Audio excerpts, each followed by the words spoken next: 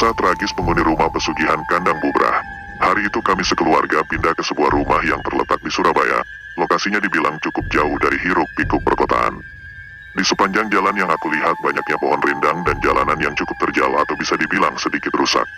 Saat itu ayah hanya menenangkan, kalau sudah sampai di rumah baru akan banyak tetangga di sana tidak sepi seperti jalanan yang baru saja kita lewati. Oh iya, sebenarnya kami memutuskan untuk pindah karena ayah hampir mengalami bangkrut yang membuat rumah lama harus dijual. Nah, sisa penjualan tersebut dipakai orang tuaku untuk membeli rumah di daerah yang dibilang tidak terlalu strategis ini. Sampainya di rumah baru, aku memperhatikan jika rumah ini terlihat seperti sudah lama sekali tidak dihuni. Walaupun beberapa bagian sudah dibersihkan, tetapi masih ada pohon rambat yang menempel di dinding rumah. Sebenarnya rumahnya bagus, gayanya seperti rumah Belanda yang luas namun minimalis dengan beberapa aksen di bagian atapnya. Ditemani Pak Dirman, salah satu penjaga di sana, kami bertiga masuk ke rumah itu. Pak Dirman menjelaskan jika rumah ini memang sudah lama tidak ditempati. Terakhir tahun lalu, itu juga orangnya pindah ke Jakarta. Setelah bercengkrama, lantas ibu menyuruh untuk membawa koper ke lantai atas sekaligus melihat kamar yang akan aku tempati nantinya. Jadi rumah ini dibeli sudah lengkap dengan peralatan yang ada. Di kamar aku sendiri sudah tersedia satu ranjang, lemari kecil, hingga meja dan kursi untuk tempat belajar. Dari lantai 2 aku membuka jendela melihat pemandangan di luar. Namun, saat itu aku bertanya-tanya karena ada seorang nenek dengan kebaya tipis bercorak bunga-bunga yang sedang memperhatikan rumah kami. Mungkin ada sekitar 5 menit nenek tersebut berdiri memandang ke arah rumah tanpa bergerak. "Rizka, ke bawah ini koper kamu masih ada," teriak ibu memanggil. Aku pun langsung bergegas turun dan menutup jendela kamar lantai 2. Keluarga kami jarang untuk bercengkrama dengan tetangga lain. Kalaupun mengobrol paling hanya pas ibu membeli sayur di depan. Oh iya, aku juga banyak menghabiskan waktu di rumah karena menunggu pengumuman kelulusan perguruan tinggi. Sudah hampir sebulan kami menempati rumah ini. Lokasi yang jauh dari keramaian kadang sangat menguntungkan karena bisa mengerjakan sesuatunya dengan tenang. Sore itu sambil menunggu ayah pulang, aku dan ibu duduk di sofa sambil menonton acara kesukaan orang tua. Ya apalagi kalau bukan sinetron. "Dek, tadi ibu agak aneh deh sama omongan Bu Lastri saat beli sayur." "Emang Bu Lastri bicara apa, Bu?" "Katanya mamanya Rizka Betahya tinggal di rumah itu. Soalnya jarang banget loh yang tinggal di sana lebih dari sebulan," ujarnya. "Terus kenapa, Bu?" "Ya mungkin mereka pindah karena punya tempat tinggal baru. Udah agak usah dibahas yang kayak gitu," ujarku berusaha untuk menutupi rasa takut. Setelah perbincangan tadi tiba-tiba jendela terhentak sangat kencang.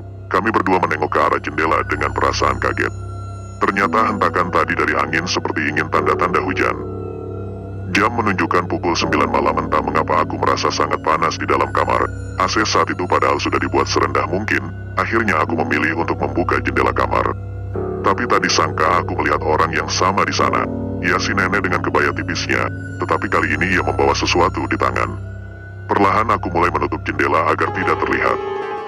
Dalam wadah berwarna coklat yang dipegang nenek itu terdapat berbagai jenis kembang, rokok, dan dupa.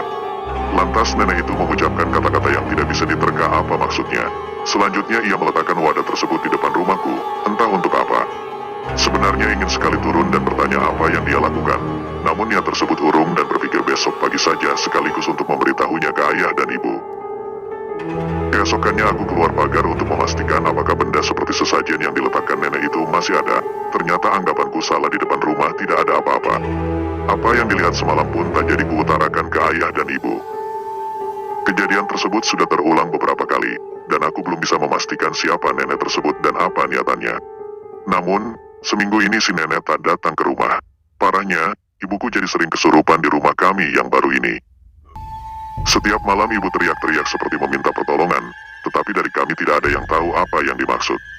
Kejadian aneh datang satu demi satu, mulai dari suara tangisan perempuan di basement, bau anyir yang seringkali tercium dari dalam kamar, hingga kejadian terakhir aku melihat sosok wanita memakai baju hijau dengan sanggul di kepala di depan pintu lantai 2. Peristiwa tersebut membuat aku yakin untuk mencari nenek yang sering meletakkan bunga di depan rumah karena ia pasti tahu sesuatu yang terjadi. Hingga saat aku menunggu malam itu, tanpa disengaja nenek berkebaya datang. Sontak saja langsung kuhampiri dan meminta jawaban atas semua yang terjadi saat ini.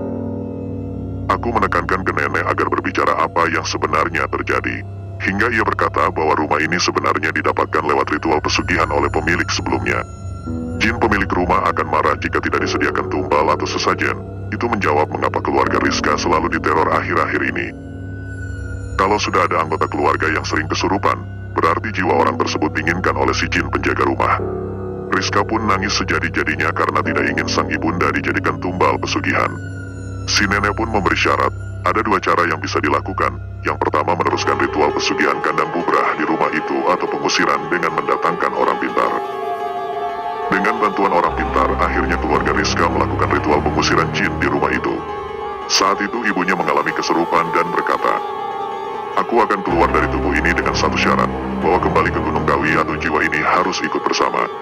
Tak mau ambil risiko, mereka pun memilih untuk melakukan pengembalian jin pesugihan ke Gunung Kawi. Segala macam ritual mulai dari kemenyan, satu ayam cemani hingga tanah dari rumah tersebut dibawa oleh orang pintar. Dengan mantra-mantranya sang orang pintar pun berusaha mengeluarkan jin dari tubuh ibu Rizka. Tak lama sang ibu pingsan tak sadarkan diri dan orang pintar bilang jika jin pesugihan sudah kembali ke tempat asalnya. Sejak saat itu keluarga Rizka memutuskan untuk pindah ke tempat lain.